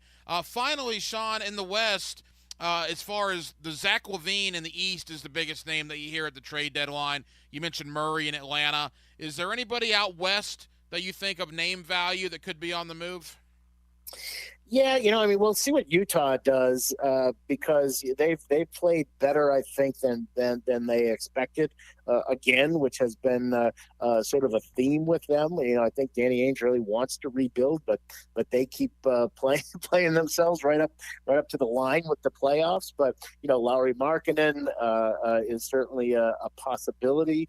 Jordan Clarkson is a possibility there. Colin Sexton is a possibility there. So yeah, I think Utah's probably the team to watch. Which way do they go in terms of do they try to sell off some of these players? John Collins, a guy that they just got this past summer, they've been said to be willing to move him as well. So Utah's played very, very well. Have they played well enough to where they won't make a trade at the deadline? That's going to be the big question. And we'll have to see. Memphis is another possibility as well. With all the injuries they've had, of course, Steven Adams and now Ja Morant. So are they going to try to sell off some pieces? That's a big question too. But I think Utah's probably a team to watch. Sean Devaney, Heavy.com. Sean, leave us with this. Tell the good folks here in Jacksonville about Heavy.com and what they can anticipate when they head over to go for their NBA coverage. Yeah, we're covering all teams and trying to keep everybody apprised of what's going on in terms of trade rumors, especially lately, but then also what's happening on the floor. He's our NBA guy on 1010XL, my buddy Sean Devaney. Sean, I know you're busy, man. Thank you as always. We'll talk again soon. Okay, thank you, Ryan. Choose your social channel.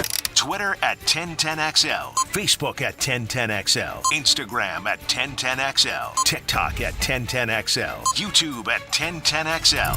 1010XL is there. Wintertime at the Blue Crab House. You know what that means. Time for oysters. Buy them by the tray, broiled, half shell with Romano cheese, wine topping, or fried. And of course, each and every Wednesday, $1 oysters at the Blue Crab House. Serving Northeast Florida since 1996. Make reservations by calling 260-CRAB. Jacksonville's best, the Blue Crab House, off of San Jose on Jewington Creek Road. This is your Mad Dad's Update with Chapter President Donald Ford. Mad Dad's is asking for good, committed men who want to be part of an organization that has been around for 17 years. We are a group that is part of the solution, not the problem. We are a group that don't stand around murmuring and complaining, but get into action and hit the streets to get the community to break the code of silence to remove the murderers off our streets. We do not require a lot of time. just willing and able bodies to get involved. We've had far too many murders this year already not to get involved. If you want to be part of this great organization, call 904-718-1649. We're looking for men, not men acting like boys. Hit me on Facebook and tell me what you think. For information about Mad Dad, go to Mad Dad's Jacksonville chapter Facebook or MadDad'sJacksonville.com. Hey folks, Hicken here. Now that your kids and grandkids have gone home and the decorations are coming down, I bet you can see it's time to get those carpets and sofas cleaned. I'm telling you, give Zero Res a try if you haven't already. They clean the carpet, the sofa, the chairs, the area rug, and even the tile and grout. Google them. More than 5,000 five-star customer reviews. And right now, 20% off carpet cleanings, 20% off upholstery. Zero Res. You spell it forward, you spell it backwards. Zero Res. It's the right way to clean. Zero Res. Since 2014, there's been only one official home builder of the Jaguars, Dreamfinders Homes. With quality-built homes and a speedy move-in process, we're in 20-plus communities in the best locations across Northeast Florida. Dreamfinders Homes is everywhere you want to live. So get off the sidelines, Jags fans, and get into the game. Let Dreamfinders help you navigate your home purchase and offer great interest rates. Visit DreamfindersHomes.com for all your move-in ready homes and step up your game. This Date in Sports History is brought to you by Southeast Orthopedic Specialists. On January 18, 1963, Al Davis becomes the head coach and general manager of the Oakland Raiders. He remains in that role until his death in 2011. How many free fall jumps does it take to become a certified U.S. Parachute Association member? The answer coming down. With storm season blowing wind and rain, it's even more critical to protect your valuable assets with a policy from Southern Oak Insurance. Ask your agent about Southern Oak today. Our family protecting yours. Southern Oak Insurance. It takes 25 jumps to become certified. The very first jump from an airplane was in 1912. Southern Oak Insurance. Our family protecting yours. Ever wonder how you can transform your living spaces into captivating works of art? At First Coast Lighting and Fans, they offer a huge selection of high-quality products to match your desire for elegance, quality, and uniqueness. Visit their showroom on Phillips Highway at the Avenues and step into a world of quality without compromise. Discover the difference that locally owned expertise makes and let them help you experience the transformation from average to extraordinary. At First Coast Lighting and Fans. Hi Jags fans, Walker Little here for my friends at Kingfish Pest Control. Playing offensive line in the NFL, I must block and protect on every down. When it comes to keeping my home pest-free, I expect that same level of protection. So I contacted Kingfish after seeing thousands of positive online customer reviews about their service. I can confirm from personal experience, bugs don't stand a chance getting past Kingfish Pest Control. Do what I did. Reach out to Kingfish Pest Control to protect your home, a proud partner of your Jacksonville Jaguars.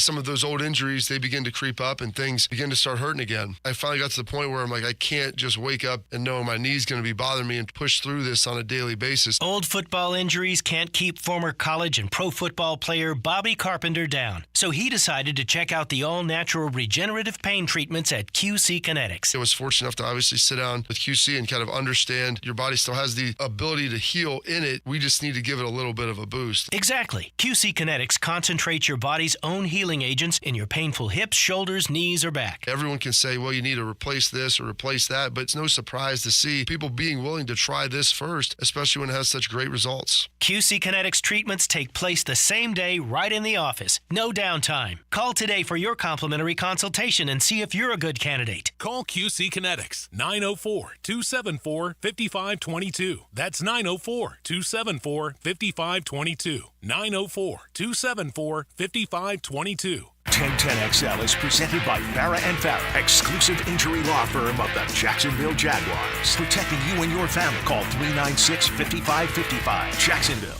Let's ring up another guest on the All-Pro Roofing phone line.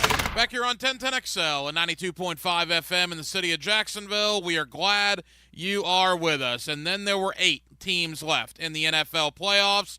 And in the state of Florida, only one remains. No, it's not the Miami Dolphins, and heck no, of course, it's not the Jaguars after their collapse. It is the Tampa Bay Buccaneers, fresh off dispatching Philadelphia. They now head to Detroit with the winner of that game playing for the NFC Championship. Our guy down in Tampa is Zach Blobner, WDAE Radio in Tampa. He's always kind enough to join us here on 1010XL. Zach, how we doing? We're doing great. The vibes are awesome here in Tampa Bay these last few days. Zach, you cover the team every day, man. If I would have told you at the beginning of the year, heck, if I would have told you 6 weeks ago that the Tampa Bay Buccaneers would be one of the last 8 teams standing, what would your thoughts have been? 0% chance. There's no way you could have convinced me of that.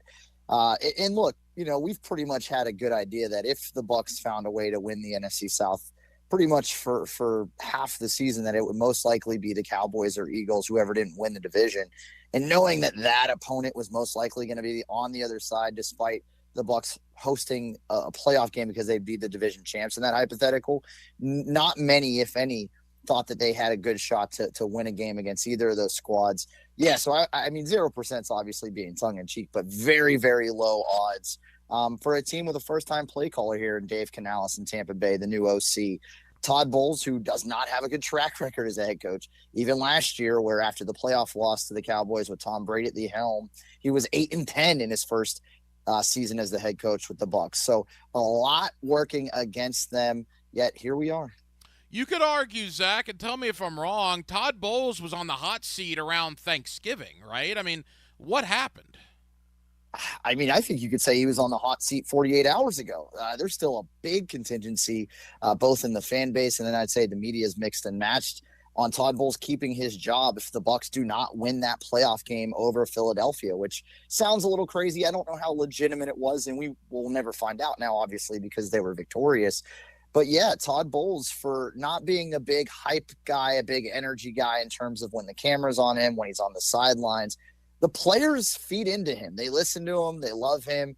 And it's something that I think even us close to the vest, we lose sight of because, again, he's not a rah-rah guy. But you ask people that are even closer to the team, in the locker room, the players, the staff, and they're like, no. He's got a fire in him. He is a guy that the players relate to and that they enjoy being around and playing for. So I think it's just a matter of perception on the outside versus the inside when it comes to Todd Bowles. And look, winning solves everything, right? So in terms of being in the NFC South champ, that was nice. Getting a playoff victory is just solidifying it even more for Todd.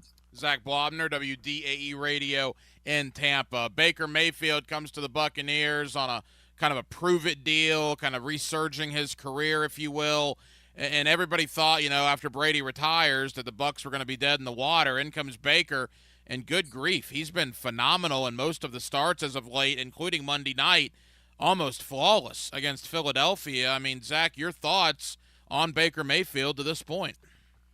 Take me back to the beginning of the season. I was one of the people that said, whether it be because of injury or poor play, there's no way he gets through 17 NFL games in an 18-week season. We'll see Kyle Trask.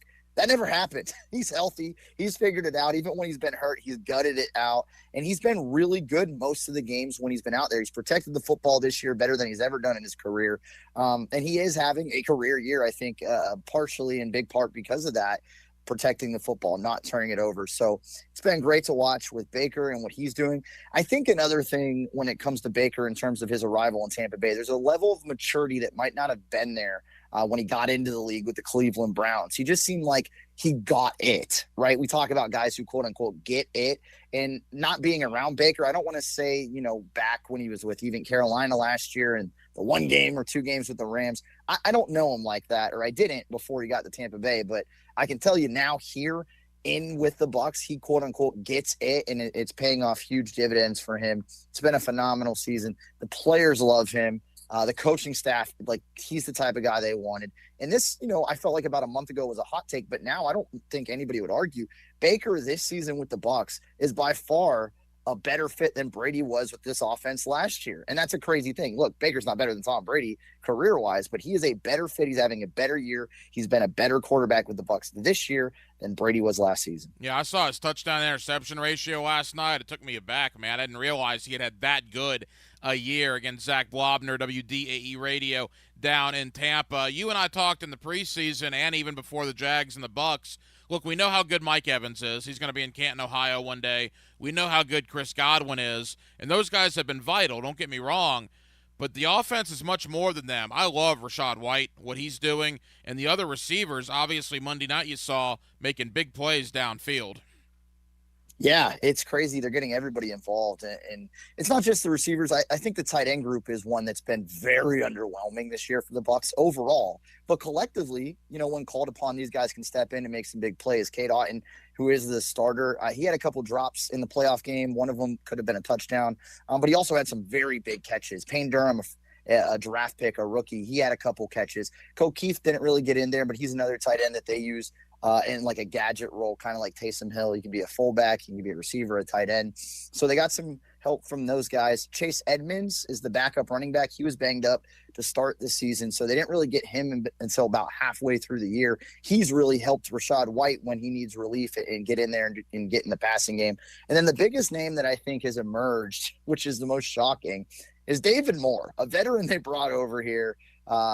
We just didn't expect this guy to really be an impact player at all. Here he is these last few weeks making some big catches. We saw the big touchdown against the Eagles yesterday. You want to talk about a guy that we didn't expect to get out there and be doing some things on offense with this Buccaneers team. David Moore is certainly one of the names. And like you said, man, I mean, that doesn't even include the superstars Mike Evans and Chris Godwin. The last time you and I talked, there was a soap opera surrounding Devin White. Obviously, they shut down the Jaguars in that game. They shut out Carolina to get into the playoffs. And on Monday night, Philadelphia didn't do very much and only scoring 9 points. I mean, clearly the Buccaneer defense, Zach, are they playing the best football of the year to this point? They are. Todd Bowles, he loves to blitz, and he's been doing a great job calling the defensive side these last few weeks. Even the quote-unquote game that wasn't beautiful against the Carolina Panthers to get into the postseason, well, they shut him out. Anytime you shut out a pro football team, that's something to hang your hat on. So Todd Bowles is doing a great job play calling, and they've leaned into the younger guys. I know you mentioned Devin White. He's back. He's healthy, but he's not playing a lot. KJ Britt, a younger linebacker, has been in there even more, and he's doing a phenomenal job. Yaya Diaby is a rookie, third-rounder out of Louisville. He's getting a ton of sacks, a ton of pressures. He's built like Adonis. I mean, this guy's jacked. Kalijah Cansey is the rookie first-rounder right there in the middle next to Vita Vea. He missed a few weeks to start the season. He's playing great ball. And then even in the secondary level, we know about the all-pro Antoine Winfield Jr., but you have other guys in there like Zion McCollum, who's a younger player, isn't one of the higher-paid cornerbacks like Carlton Davis and Jamel Dean. Well, Zion McCollum is a guy that they're throwing out there and is being counted on and doing a good job at it. So they're just getting help from all these youngsters that we at the beginning of the season didn't necessarily think would be starters, let alone impact players per se. I think the Buccaneers have won 5 out of 6. It's like here in Jacksonville last year at the end. There was a swagger around the Jaguars, particularly getting into the playoffs, that win over the Chargers. Do you sense the Buccaneers, the confidence, the swagger, whatever you want to call it, they have to have that, right, after rattling off 5 out of their last 6? Man, if you're going to attach one word to Baker Mayfield and the team that he's on, swagger is a good one, right?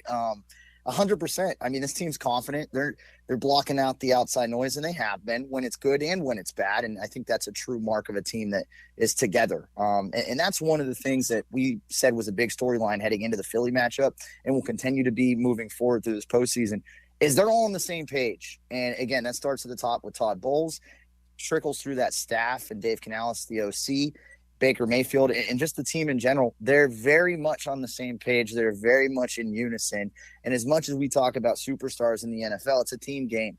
So when you're playing like that together, you can do some big things. And that is, I think, what leads to the swagger, what leads to the confidence. And I don't expect it to slow down. They're not afraid of whoever the opponent will be, let alone this next one up in Detroit. Final moments with Zach Blobner, WDAE Radio in Tampa. It is Detroit on Sunday. Zach, I'm pretty sure you know this, but other than residents in Tampa, Florida, where you reside, I think everybody in the country is rooting for the Lions. They're kind of like the Cinderella, the whatever you want, whatever verbiage you want to use. When you see grown men crying at Ford Field, it's been 32 years since a playoff win. America kind of flocks to that. Is that the mindset of Tampa this week? Back against the wall, nobody wants us to win. That can be a powerful motivator. No doubt. The number one thing I heard last night in the postgame at the podium from Todd Bowles and Baker Mayfield was that they're underdogs and that they'll be underdogs again in Detroit, and that's certainly the case. They're going to be on the road this time. They're going to be point-wise in Vegas, an even bigger underdog than they were at home against Philly. So yeah, they're going to continue to play with a chip on their shoulder. And I think that that's going to help them a lot. Really interested because I think when it comes to the Bucs, as you just talked about, like we know where their emotions are going to be at. We know how they're going to approach this in terms of, feeling that underdog role. What about Detroit? Like you brought out Eminem and Barry Sanders and grown men were crying and Goff versus Stafford. And it felt like a Super Bowl type of game. It was the best game of the playoffs so far in the wild card round. Can you match that emotion, right? Do you bring Eminem out again? Like, what do you do if you're Detroit to get to that level again that you were at last weekend? I don't know if you can replicate it. They're a damn good team. Don't get me wrong. And Dan Campbell is an awesome motivator. But it's going to be awfully hard to get back to that emotional level they were at. On the flip side, the Bucs are playing with house money, and their energy is not something I'm worried about. Is this more fun than even the Brady year? I mean, the Brady year, you knew you were going to be good with Gronk and everybody. I mean, you won the Super Bowl, and I guess maybe this year wouldn't be more fun than that yet, but this has got to be a surprise to people in Tampa. Are they kind of going with the flow and enjoying the ride? Yeah, I think so. And look, another big part of it is that Brady came over during COVID, right? So that first year, like, there was no fans in the stands. And even when we finally got to the Super Bowl, like, that was the most interaction I think we had as a football community all year. It just happened to be the biggest game of the year, too, and one the Bucs won in their home stadium. So a nice storyline there. And then it kind of, restrictions started to get peeled back in the second year. And that was a great season because they, lost to the Rams, but they had a great run. Brady played like an MVP, should have won it, in my opinion, over Rodgers that season. And then last year was like full-fledged back. Everything was back, but they weren't that good. It wasn't a fun team to cover. The press conferences with Byron Leftwich were frustrating, and it wasn't an entertaining season. This year, there is a little bit more fun, and there's this awesomeness of being able to be at the stadium and to talk to fans in the community and stuff, as opposed to the last 3 seasons with Brady. So, yeah, I would say because of all those extra factors, you could say that this is more fun from start to finish so far, but apparently, or obviously, I should say, a Lombardi trophy would make all the difference. Does Tampa win on Sunday? Can they go into Detroit and get it done? I think they can. Do they? I'm not there yet. Again, I think it's going to be really hard for the Lions to match the emotions they had this past weekend. Now, the problem with the Bucs is they're consistently inconsistent, right? So that actually behooved them against the Eagles because the offense was not good against the Saints and Panthers to wrap the year. But you think about the 2 games prior to that, one of which was against the Jaguars. When they beat Jacksonville, they just came off of shellacking up in Green Bay where they beat up on the Packers, who we all are watching play good ball now in the postseason, right? So we know that they can string 2 games like that together. They did it against the Packers and the Jags. It wouldn't shock me to see them do it against the Eagles and the Lions. I like the Bucs to be in that game. I'm not ready to pick them to win yet, but I wouldn't confidently pick the Lions to win either, if that means anything. Zach Blobner, WDAE Radio in Tampa. He's our guy when it comes to the Buccaneers. Zach, best of luck to Tampa. Hopefully you and I are talking next week about an NFC Championship appearance. Appreciate you, my friend. Sounds good. Take care. Here we come. 1010XL. Here we go.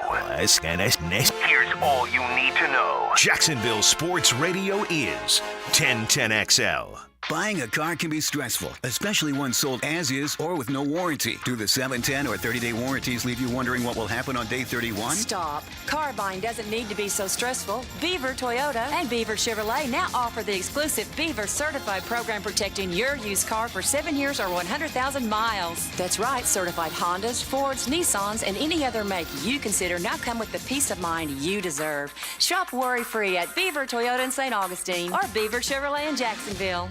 Golfers, when's the last time you played Cimarron? New ownership, improved greens, fairways, and tee boxes, a new clubhouse, interior, exterior, including the Stone and Barrel Tap House, indoor-outdoor bar, live music. Practice, learn, and play program is only $59 a month. Unlimited range balls, weekly clinic from teaching professionals. Golf every day, $25 after 2 o'clock. Whether you scratch or just like getting out with your buddies, you have to try the new Cimarron Golf Club on 210. At the First Coast YMCA, you'll find much more than just a gym. We offer many ways to help you be active, reach weight loss goals, and find your inner strength while you connect with your community. Family memberships at the Y include unlimited group exercise classes, childcare while you work out, and youth sports participation. It's easy to join the Y and affordable for all. Plus, the Y is a great place to meet a new circle of friends. Visit the Y near you or online at fcymca.org. Well, I'd like to think that you know this already, and I sure hope you have experienced it if you're a pet owner. Because if you're a pet owner, there is only one place that gets you the peace of mind that you want, and it's a perfect name. It's Pet Paradise. It's the ultimate home away from home for your four-leg family member. Whether your pet prefers a splash in the pool or just making new friends, Pet Paradise's team of pet lovers now, pet-loving pros, going to ensure the most important pet in your world has a great visit, whether it's day camp or an overnight stay. Oh, by the way, inside these ultra-modern facilities, dotting the First Coast, I believe 8 or 9 locations now, it's always any and everything you need under one roof. They have professional grooming services, veterinary services with New Day Veterinary Care. At Pet Paradise, it's top shelf customer service and treatment for that member of your family, that four-legged member of your family. So go to Pet Paradise right now. Book an appointment. Find out what they're all about at petparadise.com. Make a crucial catch against colon cancer. Hicken here for the Borland Groover Foundation. If you're 45 or older, the ball is in the red zone to get screened. The key to surviving colon cancer, early detection and prevention. 45 is the new 50. Get screened for colon cancer now. The Borland Groover Foundation is a nonprofit organization devoted to building a healthy and equitable community that is free from colon cancer. Visit BorlandGrooverFoundation.com for more. Start your Sunday off with a cup of Joe and some sports medicine intel. This is Joe C. inviting you to join me and Dr. George Bari for Breaking Bones every Sunday morning at 7:30. And if you miss an episode, just look for Breaking Bones wherever you listen to podcasts. Jeff Prosser here. Need that garage floor redone? Pool deck? Patio? Well, I did my homework and found out there is only one company offering a lifetime warranty, Jack's Concrete Coating. How do they do it? They're the certified Pintech dealer for North Florida, so they are the only company offering pure polyurea. Trust me, I can speak firsthand to their work, and it is awesome. Go to jacksconcretecoatings.com or call 904-862-2000. All year long you'll be singing our song. Stay cooler with Bueller. At the head of our class we make it happen fast. Stay cooler with Bueller. For heating and air we always play fair. We make the difference cause we really care. Bueller Air. Stay cooler with Bueller. This is Keith Catlin for Catlin Truck Accessories, and we are so blessed to be in business for over 100 years. Over 100 years of the best product and customer service means you can count on Catlin. From roll-and lock bed covers to Lear toppers to cam locker toolboxes, Catlin Truck Accessories has you covered when it comes to your truck or van. We do those too. Got a fleet of vehicles? We can outfit them all. Who can you count on? Count on Catlin. One name, one location, 100 years. You can count on Catlin. Wow, John, my Clearwater sprinkler system looks great. All right, Frank, let's go ahead and program your Rainbird timer. How many minutes do you want the zones to run? John, I think we run from the front 20, the sides 15, the back 10, the garden 5. Clearwater scores! Well, that's a first, Frank, but you're the boss. Clearwater Irrigation. We can't sing a lick, but we sure are good at sprinklers. And drainage to ClearwaterJacks.com. At Ameris Bank, we're invested in the success of your business. Our local bankers are ready to help you improve your cash flow, optimize your operating accounts, and access financing when you need it. From treasury services and digital banking to loans and lines of credit, we offer tailored solutions to help your business thrive. At Ameris Bank, we're with you. Visit amerisbank.com/withyourbusiness or walk into one of our branches today to get started. Ameris Bank, member FDIC, equal housing lender. All loans subject to credit approval. Start your new year off healthy and get screened at Ackerman Urology for common cancers of the prostate, bladder, and kidney. Early detection is key with 5 locations across Northeast Florida. Visit AckermanUrology.com. Mark Watson here to tell you a little bit about HardballCreative.com. It's your online promo haven with thousands of ideas on how to promote your company. We're open 24/7, 365. Hardball Creative. Hardball does it all. 1010XL is presented by Farah & Farah, exclusive injury law firm of the Jacksonville Jaguars. Protecting you and your family. Call 396-5555. Jacksonville, Now, today's takeaways, brought to you by Key Buick GMC, where our family dealership has been helping families buy vehicles for over 50 years. And thank you to Zach Blobner, WDAE Radio in Tampa, for joining us tonight here on Hacker After Dark as our divisional previews continue. Tampa and Detroit. Who would have thought of that about a month or so ago? Baker Mayfield and Jared Goff, two former number one picks that were basically given up on by a couple of NFL teams, and now they will play on Sunday afternoon with the winner playing in the NFC Championship game a week from Sunday. Well, that'll just about do it for a very busy edition of Hacker After Dark. My big takeaway of the night is this. If you look at the four AFC quarterbacks that are still playing, C.J. Stroud in Houston, Lamar Jackson in Baltimore, Patrick Mahomes in Kansas City, and Josh Allen in Buffalo, I think it's safe to say that as of right now, you probably wouldn't take Trevor Lawrence over any of those guys. Now, that's not to say things cannot change. Obviously, C.J. Stroud came on the scene in a big way this year. But when we're thinking about Trevor Lawrence moving forward, kind of where he stands among AFC quarterbacks, clearly you would take Patrick Mahomes over him, you would take Josh Allen over him, you would take Lamar Jackson over him, and how can you not take C.J. Stroud over Trevor Lawrence, at least right now? Again, a year ago, it was a completely different conversation. A year from now, it may be a completely different conversation. But right now, I do think there is some trepidation, may not be the right word, but maybe a little bit of uncertainty surrounding Trevor, certainly more so than there was 365 days ago. Well, that'll just about do it. Again, a very busy edition of Hacker After Dark here on a Thursday night. We certainly appreciate you guys hanging out with us. We got a ton of people to thank. Again, my buddy Zach Blobner, WDAE Radio in Tampa, previewing the Buccaneers and the Lions. Thank you to Bill Bender of the Sporting News for talking a little college football with us, the Nick Saban retirement, the Kalen DeBoer hire there in Tuscaloosa, and, of course, the big contract extension for Mike Norvell in Tallahassee. Always appreciate my buddy Sean Devaney, Heavy.com, for talking NBA with us here on Hacker After Dark as we are at the midway point of the NBA regular season. And back in hour number one, my buddy Leon Searcy, former Pro Bowl offensive tackle for the Jacksonville Jaguars.